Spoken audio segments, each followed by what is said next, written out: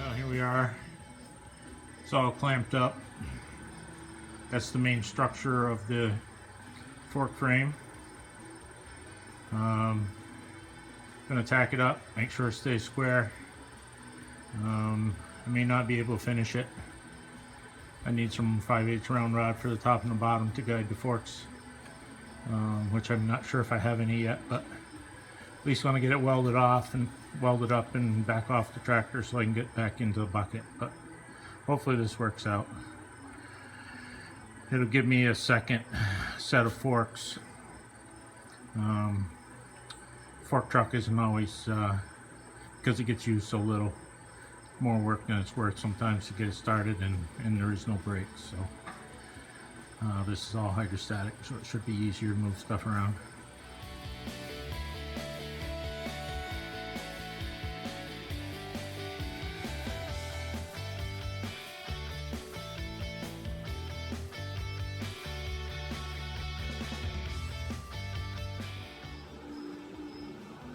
Now here it is welded up.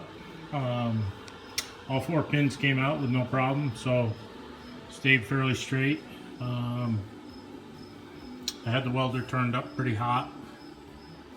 Plus I hadn't welded for a while, so definitely out of practice. It's all made out of 4x4 by quarter angle iron. And the only reason I did that is because I've been waiting for several months at work. There were probably, I don't know, there's 4 full length pieces left now. So there was probably 6 pieces anyway. They're probably 10 to 12 feet long. Some customer refused them. We've been sitting on them for 6 months at work, so I'd been after them. I said, do not send that stuff off to the scrapyard. So I basically was on them every week, reminding them that I was interested in that. So they finally got authorization from Steve to get rid of it. So last day of my work before I started my vacation, we put it all in my truck and I brought it home. So it's been sitting here. I've been thinking about this project for over a year probably. Really hadn't sat down with a piece of paper and pencil or anything, but I kind of knew what I had to do. Made a few mistakes along the way. I had the frame mostly put together yesterday in clamps and realized the frame itself was too tall. I'd forgot about it, a very critical dimension, and that's it had to be 15 inches from the top to the bottom. Otherwise the forks, which I'm going to use those that are on my farm tractor, be able to shift them from either machine, that had to be 15 inches in order for those forks to go over this frame. So I had to build 4 more brackets this morning and drill them out 1.25 inches on the milling machine, which took considerable time. Had to do 1, 2, 3, 4, 8 holes to 1.25 inches, 1.125 inches, excuse me. The ones I made yesterday were 1.25 inches because that's what I thought the pins were. But in reality, it turned out they were 1 1/8 inch pins, so had to remake them anyway.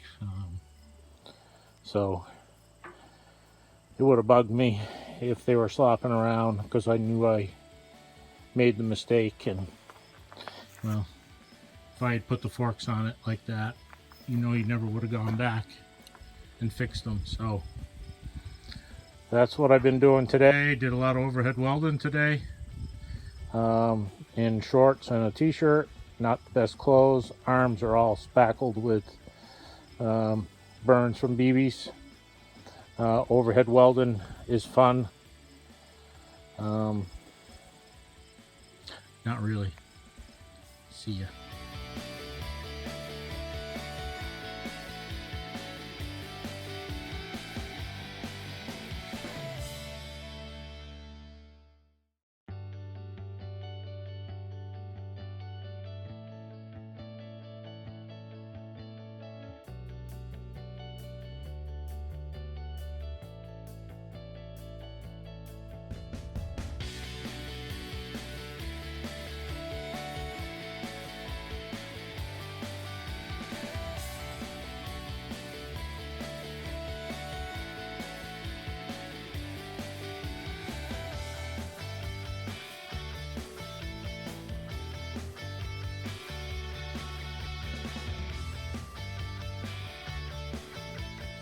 Well, fork frame's pretty much all built. Had to end up doing a little fine tuning on the round rod. That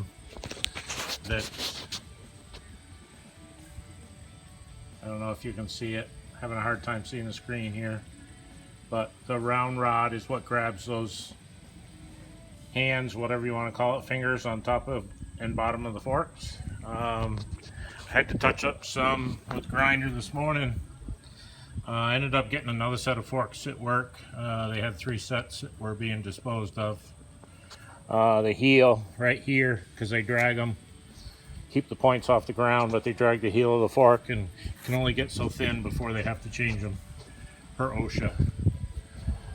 So we throw a lot of forks away. So this is a set I took off a Toyota fork truck, but they're all the same measurement. So had to dress up the frame a little bit more. Forks are all on, as you can see. They both slide to the center, and then in the center of the bottom I have this cut out.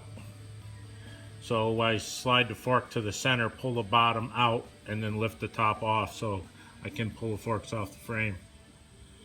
I think on this set, these forks still had locks to keep them in place. So I think I'm going to cut a couple of notches in those top forks so that pin drops into them. And then that way, because you got to keep them pretty well greased or oiled in order for them to slide. And then when you want them to slide, they won't. When you don't want them to slide, they will. So I think I'm going to cut some notches in the top rail so they'll stay in one spot. So once I figure out what that is, I'll cut those with a cut-off wheel and make a nice square notch. So there they are. Not very pretty, but I didn't want a set of forks that went in the bucket of a tractor because you can't see them. And since I do everything alone here, don't have another set of eyes for anything. I need to be able to do it alone. So that was my idea of taking the bucket off and building this frame to carry the forks. I'll be able to, I may have to stand up on the tractor, but at least I'll be able to see the points of the forks. So you get them in a pallet instead of on top of it or underneath it. So hopefully this works. I got my pins the other day from Amazon. So right now, if I wanted to, I could pin it into the bucket and use them. So it's ready to go. I probably won't use them this year. Take the forks off, keep the frame inside so it doesn't rust up too heavy, and use it in the spring. I know I've got some logs to move around, and that'll be a great addition for that tractor to be able to pick up a log. This is my backhoe. I hadn't used it much in the last couple of years. Well, I went and used it last weekend, and pretty major leak on one of the pistons. I think the seal must have stuck to the rod, and when I picked it up off the ground and started to fold it, I don't know what happened, but it's the main cylinder that brings the boom towards you. I think they call that the stick.